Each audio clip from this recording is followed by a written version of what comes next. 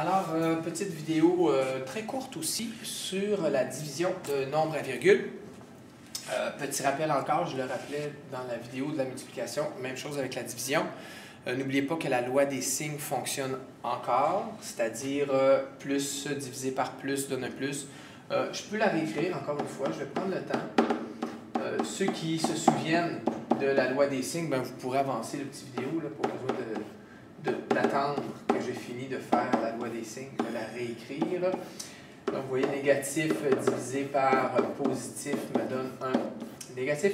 Et finalement, deux négatifs divisés ensemble me donne un positif. Si vous avez remarqué, pour ne pas alourdir, je les ai mis tous les deux positifs. Donc, pour se rappeler, la multiplication, ce que je faisais, c'est que j'enlevais les virgules, je faisais ma multiplication et je plaçais ma virgule à la fin. La division est un petit peu différente.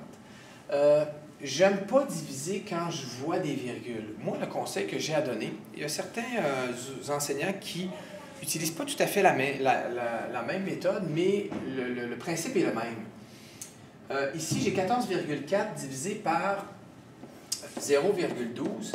Donc, au primaire, hein, nous, on vous montrait à diviser comme ça, avec le petit symbole diviser. Mais diviser avec des nombres à virgule, il n'y a rien de pratique là-dedans. Ce que l'on fait, on vient tasser, j'appelle ça comme ça, tasser la virgule en faisant une multiplication par 10. Hein. Vous savez que quand je multiplie par 10, la virgule se tasse d'une position. Donc, si j'ai tassé de deux positions, je multiplierai par 10 deux fois, donc fois 100. Moi, ce que j'aime, ma méthode, c'est de ne plus avoir aucune virgule dans ma division. Il y a d'autres enseignants qui vont dire qu'il y a seulement celui-ci qui ne devrait pas avoir de virgule. Moi, je préfère les enlever au complet.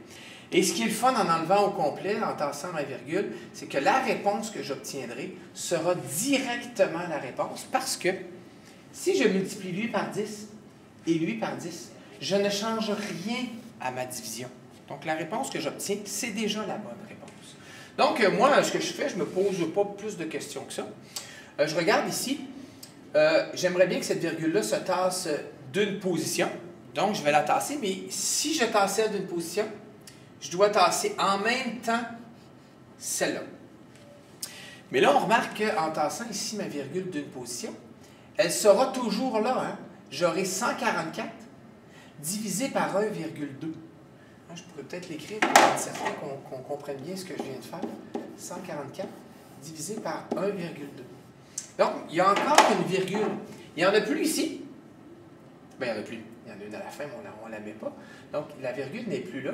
Mais il en reste encore une ici. Moi, ce que je veux, c'est ne plus avoir de virgule.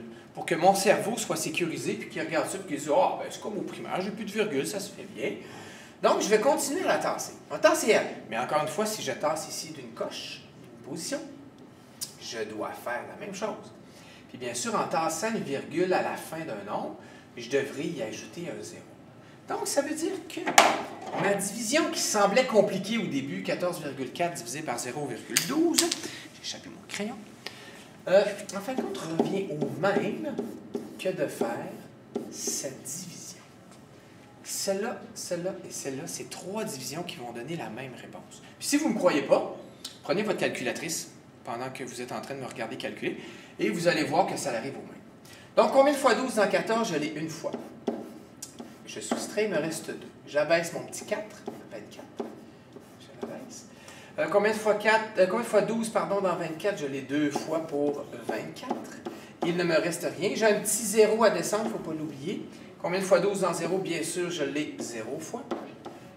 Il me reste 0. Donc, ma réponse, 120. Si vous remarquez, je n'ai plus rien à faire. J'ai tassé mes virgules, ça ne changeait rien dans ma réponse. Ma réponse, elle est directe. Là, je sais que notre cerveau n'est pas habitué à voir quelque chose comme ça. Dans le sens que j'ai 14 divisé par un petit nombre me donne quelque chose d'aussi gros. Bien, il va falloir qu'on s'y habitue. Il va falloir que notre cerveau s'habitue à voir ça. S'habitue à voir que quand je divise par quelque chose de très petit, bien, en réalité, mon nombre grossit. Puis vous allez voir, plus vous allez en faire, plus votre cerveau va s'habituer à voir ça. Donc, méthode simple, quand vous avez des virgules, vous les tassez autant de fois que vous ne voulez plus les voir, en fin de compte, les virgules. Puis après, vous faites votre division comme le primaire. Puis n'oubliez jamais que la loi des signes s'applique. Hein. Ici, j'avais 2 positifs, donc ma réponse est positive. Et j'aurais eu un négatif là-dedans. Il aurait fallu que je suive ma loi des signes.